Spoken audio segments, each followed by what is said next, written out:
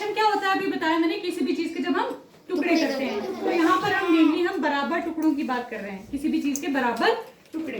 तो हमने दिया ये कि कंपेयर करते हैं, दो दो आपके पास फ्रैक्शंस दी हुई हैं। तो सबसे पहले हम फ्रैक्शंस में क्या देखते हैं, डिनोमिनेटर अगर बराबर हो, बट्टे के नीचे वाला जो नंबर है वो बराबर हो, तो हम देखते हैं ऊपर में से कौन सा बड़ा या छोटा है। तो पहला सवाल है हमारा 3/8, 4/8, इनमें से बड़ा कौन सा होगा। ये इजी है बिकॉज इसमें क्या है, दोनों में डिनोमिनेटर क्या है, सेम है। तो हम ऊपर वाले नंबर को देखेंगे, 3, 4 बड़ा है तो 4 की तरफ हम क्या करेंगे, मुंह खुला रख देंगे। 3/8 लेस देन 4/8, ठीक है। अगला देखते हैं 8/12, 1/4। अब ये तो डिफरेंट है दोनों में डिनोमिनेटर, तो हम क्या करेंगे, सोचते हैं कुछ। हम देखते हैं कि इसको क्या हम छोटे हिस्से में बांट सकते हैं कुछ। तो 8 और 12 में क्या कॉमन है, 8 और 12 में क्या कॉमन है, 4। क्या कॉमन है, 4। तो 8 और 12 में हम कर सकते हैं 4 दूने 8, 4 तिये 12। तो ये भिन्न बन जाएगी हमारे पास 2/3, मतलब 3 में से 2 हिस्से, 3 में से 2 हिस्से। दूसरा है 1/4, 4 में से 1 हिस्सा। तो अब बताओ 3 में से 2 हिस्से बड़े हैं कि 4 में से 1 हिस्सा बड़ा है, 3 में से 2 हिस्से बड़े हैं, है ना। तो हम इसकी तरफ मुंह खुला रखेंगे और इस तरह से इसमें ग्रेटर देन का साइन लगा देंगे। चलिए अगला देखते हैं 6/18, 2/6। 6/18 में क्या कॉमन है, बराबर है जी दोनों। 6 और 18 इनमें क्या कॉमन है, 6 के पहाड़े में दोनों आते हैं, 6 के पहाड़े में दोनों आते हैं। तो इसका मतलब ये क्या है, 6 एकदम 6 तिये 18। एक्चुअली ये कौन सी फ्रैक्शन है, 1/3, इक्विवेलेंट फ्रैक्शन है ये इसका। अब 2/6 को भी हम तोड़ सकते हैं, 2/6 में 2 कॉमन है, 2 एकम 2 और बटे में क्या आएगा, 2 तिये 6। तो 1/3। अब इसके अंदर छुपी हुई क्या है ये 1/3, मतलब ये दोनों क्या है, बराबर। हमने कल कॉन्सेप्ट पढ़ा था ना इक्विवेलेंट फ्रैक्शन का, वैसे ही ये है 1/3 और 1/3 है। क्या लगेगा साइन यहाँ पे, बराबर, इक्वल टू का साइन लग जाएगा, ठीक है। अगला देखते हैं 8/7, 1/7।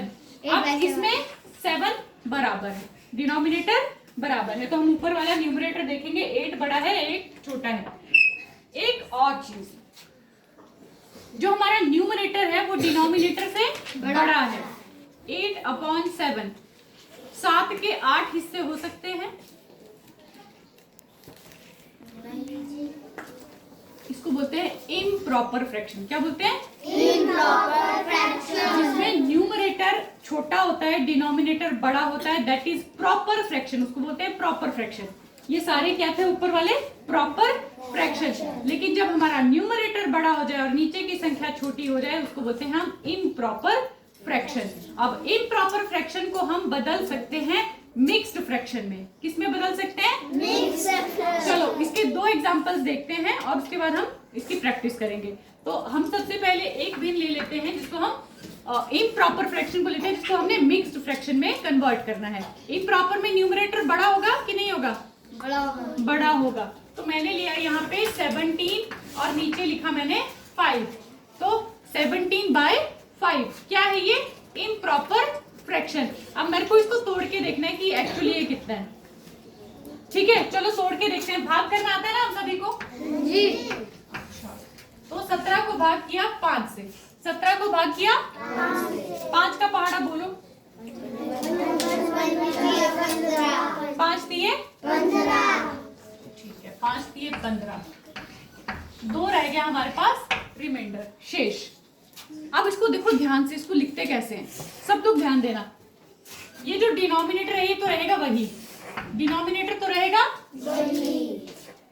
अब 5 यहाँ पे आ गया, ये 3 कहाँ पे जाएगा, न्यूमरेटर नहीं, इसको न्यूमरेटर से आगे रखेंगे हम, कहाँ रखेंगे, देखो इसको बहुत सुंदर दिखता है ये आएगा यहाँ पे, और ये आपके पास जो 2 है ये कहाँ जाएगा, न्यूमरेटर। अब ये बना है, ये होल नंबर आ गया आपके पास, और 2/5, 3 and 2/5, 3 and 2/5 पढ़ेंगे कैसे, 3 and 2/5, इसका मतलब है 3 पूरे हैं उसके पास और 5 में से 2 हिस्से और हैं।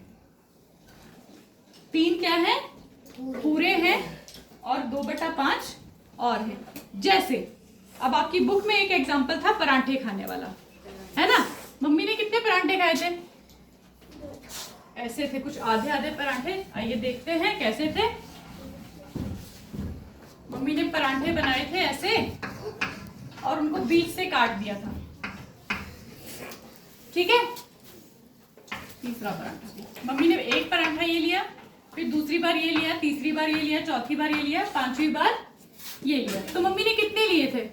1/6 1/2 1/2 1/2 1/2 1/2 1/2 1/2 1/2 1/2 1/2। कितने 1/2 खाए मम्मी ने?